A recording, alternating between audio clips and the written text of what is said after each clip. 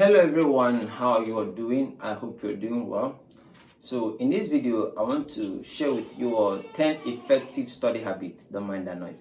As an undergrad, that will help you develop your reading habit, your study habit, and your understanding ability. And in this video my experience will come in handy, and then some of the research I made will also come in handy to make this video a world-class one. First of all, as what I have in my book here is creating a study schedule. As an undergrad, we tend to have a lot of things that eat our time. It can be fellowship, it can be sports, it can be meet up with friends, it can be conferences, it can be even classes too. It's our time. So it's actually expected that you decide on, okay, I'll be reading my books every evening, I'll be reading my book every morning, I'll be reading my book in the midday. So you have to create a study schedule and then maintain it. Remember, consistency is a goal. You don't just say, okay, I'll read in the morning on Monday, on Tuesday I'll read in the evening, on Wednesday you begin to scatter the time. No, create a study schedule. Okay, I want to be reading this time, I want to be reading this time, and make sure you maintain it. Are you getting it? I read a particular book, Atomic Habits, written by James Clear. It's one of my important books, written by James Clear. One of the things he said that habits, you start it in a day. Are you getting it? You think that you're not doing well, but just allow it to be taking that 1% improvement every day. Before you know it, the effort will accumulate. So when you have a study schedule that, okay, I'll be reading in the morning every day. You wake up by 4, you'll be reading from 4 to 5, from 4 to 6, 2 hours each day, or 1 hour each day, as your strength might carry you. You begin to see that even when you don't want to wake up, your body has been programmed to wake up around 4 so that you will read. That is the first habit. The second one there is that you organize your study space. You can't scatter book everywhere, scatter book here, everywhere, book. When you come back, and then sometimes you see it as an excuse. Oh, I don't have strength to rearrange this book. Oh, I don't have strength to come and be arranging this book here, you'll be arranging this book here. Or most of the times you tend to be looking for a book you actually want to read because of scattered spaces. Also, for arranging your study space, you should also make sure that you are not being distracted by this media, the phone, your laptop, the social media. So it's better you arrange your study space, organize your study space, so that this is the time for this, and then you shut every other thing down. It's also expected that you bring out the time to rest. Are you getting it? So don't feel like, okay, Ferdinand asked you to organize your study space and then shut everything down. You'll be like, okay, I'll read for 7 hours. Anybody that calls me within that 7 hours, I will not pick. It's on you. Whatever you want to do that works for you, fine. If you can carry 7 hours, fine. But as a starter, as 100 level, 200 level, 300 level, 300 level, are you really a starter? Okay, but let me add you there. So you begin to see that you need to read maybe 2 hours. Let's start with that. It's not bad. So when you shut down your phone, maybe put it on silent and then take it away from you, so that maybe later on you can return the calls and then see the important ones. Are we together now? So that is study habit number 2. Study habit number 3 is active reading and note taking. Most of the time, my classmates there will be like, okay, I can hear, there is no need to write. Continue explaining, I'll be understanding, especially when the lecturer is in class. That's a very bad thing to do as a student who wants to grow academically, as a student who is vying for a second class upper or even a first class, or even a student who wants to make a mark in the school. You must learn to read, and then you must learn to what? Note take. Are we together now? You must learn to read, and then you must learn to note take. Read effectively and then write down stuff. When I'm recording this video, I do tell my students, say, okay, don't just watch the video for the fun. You don't just want to see my face and say, okay, this guy is handsome. Yes, I know I'm handsome, right? Yeah. So, but you don't want to do that for the fun. But you just have to get your books, write down stuff, record a lot of things and say, okay, this is a point, I love this point. Maybe you can read further on it, or you can ask me questions. You can type your question in the comment box. I will always answer. Do you understand? Nobody's answering the questions for me. I'm the one answering it. So you can ask your question. Active reading is very, very important. When you have your books, since you've scheduled your time and then you've organized your space, the next thing there is active reading. Open your book, start reading. Are you getting it? When you go to classes, notes take. Bring down your notes, right?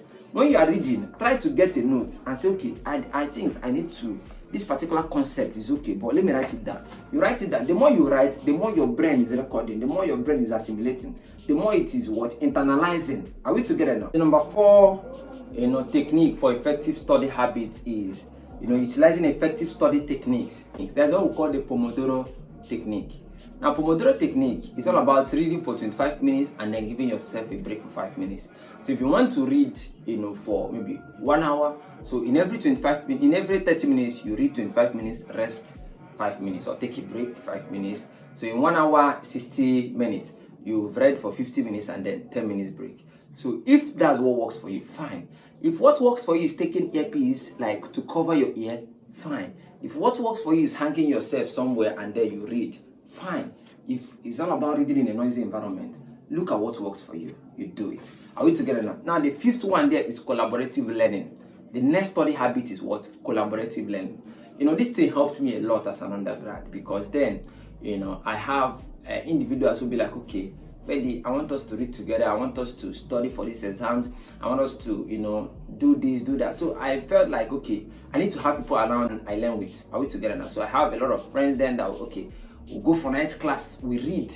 You understand? After lecturers, discussion, we ask ourselves question, okay, what is this? What is that? So you need to interact with people with like mind, not just everyone. Collaborative learning is all about people that think maybe in the same direction as you think. Not people that you want to read and then at the end, we have to party, we have to enjoy ourselves. This body is not firewood. I need to rest. I need to sleep. I need to go out there and party. I'm not condemning it. If it works for you, fine. But I'm just trying to tell you that when you're talking about collaborative learning, it should be all about people that think the same way as you. Are we together now? That's that. Now the next one is regular review and self-assessment. You begin to see that there sometimes we tend to dip ourselves in much activities that we forget that, okay, I need to even check myself. What is this week like? What did I achieve this week? Did I read as expected as an undergrad? Remember that my mark is actually to get a second class upper. Remember that this semester I want to get a GPA of 4.0 over 5. I want to get a GPA of 4.2 over 5, 4.5 over 5. 5 over 5 is feasible. It is possible. Are we together? So week by week you don't review yourself. That's so bad. So another important effective study habit is what? You review yourself. Weekly review, regular review, self-assessment. You assess yourself. Am I doing well? What am I not doing properly? You tend to retrace your steps and then go back to the drawing board and arrange yourself again. It helps you. That's another study habit. The number 7th one is seeking help when needed. Some of undergrads feel that, okay, I know it all. So if I go to ask Mr. Ferdinand, he will think that I'm weak. He will think that I'm not a good girl. So if he's rating me 10 before, he will rate me at 7. That is a capital lie. When you open your mouth to seek for help, it doesn't show weakness, it shows strength. Because there are a lot of process you went through for you to open your mouth and ask someone, please sir, can you really explain this concept to me? Freddy, can you really explain this? It mustn't actually be only your lecturers. You can ask your classmates. Ask them questions. Say, okay, Bridget, I didn't understand this thing. What do you think about it? Hear from them. Don't prove that you know it all. That's where you start failing. Open your mouth. Allow them to explain what they know. So when you look at what they've explained, you can go home and look at it. If it aligns, you say, okay, then you go with it. Don't just when they are talking, you say no, I don't believe. No, allow them to finish. Seek help. So if you know it all, why will you come in the first place? I don't know it all. I ask for help. You understand? I've been under tutorship. I've been under a lot of mentoring and all that. I learn from people every day. So it doesn't show weakness. It shows strength. Are we together now? So that is another study habit. Now the number 8 there is taking care of your physical and mental health. Remember, we're talking about effective study habits, something that can help you to study well and then you ace your game and then win as an undergrad. Taking care of your mental health. Are we together? Taking care of your physical and mental health. You begin to see that a lot of us feel that, okay, I'm only in school to read, so I don't need to exercise myself. I don't need to eat a good food. I don't need to take enough sleep. If you are sleeping, you are weak. Sleep is for the weak. I know I do say that. I do say it just to make jest. It's not serious, because we need sleep. You understand, to carry out our activities. I know it's very, very cumbersome, especially when we have a lot of tasks, and then you're talking about sleeping for 7 or 8 hours. It's not easy, but at the end of the day, you see that sleep is also important. If you don't sleep, you see a lot of pressures coming up. You see a lot of things happening. You can't think properly. You can't, arrange yourself properly. Everything is coming up and down. It feels like the world is, falling down on you and all that. So you need to rest, you need to sleep, you need to eat adequate meals if you can afford. Balanced diet is not really costly. Are you getting it? Eating balanced diet. Remember, balanced diet is not eating food in a balanced table. No. Do you understand? Eating food that contains, the classes of food in the adequate proportion, which helps in the bodybuilding, which helps in body metabolism, which helps to repair hormonal tissues. Are we together? So we need to take care of our physical and mental health. As a student, you should be working out every morning. Make sure you exercise your body. You can do push-ups. You can, do squats. You can run. You don't really need a machine, a workout instrument to work out. No, I don't have workout instruments. Every morning I do my workout session in my room. You understand? It helps you. It helps you to be fit. It helps your system to keep up to, the daily activities. You don't need to be weak. You don't have any excuses. So you need to take care of your physical health. You need to take care of your mental health. It's also important. It's also necessary. Are we together now? So the number 9 there is breaking large tasks into smaller ones, into smaller steps. Yes, when you begin to look at yourself as an undergrad, you feel like, okay, I want to get 4.5 GPA when I graduate. This semester, I want to win. This semester, I want to be the best student in philosophy. I want to be the best student in engineering. I want to be the best student in this lecturer's course. I want when doctor comes in the class, he can only see me. How do you do it? It's a very big task. How do you do it? Do you do it by sleeping every day? We've talked about sleeping as an important thing you need to do to take care of your physical and mental health. Do you do it by sleeping all the whole day? No. You do it by being responsible. Breaking those huge tasks. Okay, today I want to read for 2 hours. Today I want to do this.